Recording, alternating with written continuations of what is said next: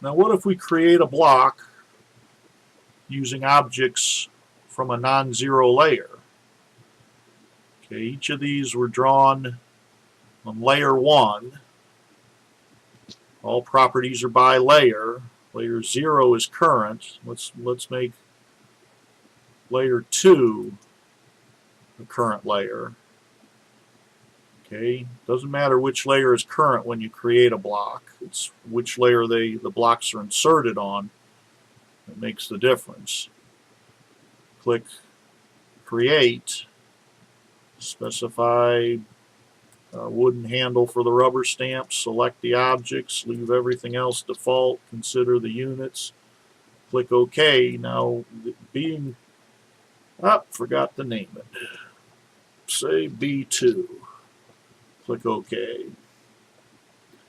Even though layer 2 is current, and this first reference of the block made from the original objects is on layer 2, it follows the properties of the layer it was created on. Okay, if I change the color of layer 2 to anything else, the block ignores the setting of the layer it's on. What if I change the properties of layer 1 of the objects that it was created under? Yep.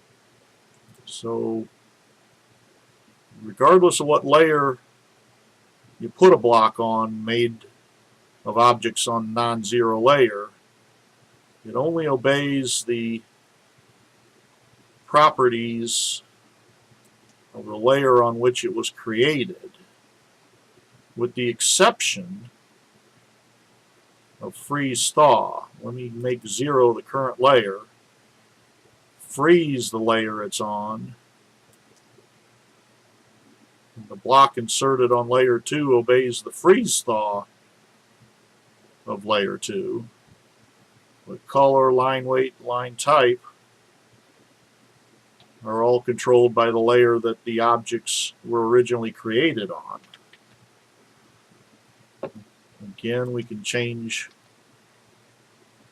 the line weight of the layer that the objects were originally created on, thaw the layer that they are on, and you see the objects disregard the properties of the layer that it's on and only obey the properties of the layer of the objects that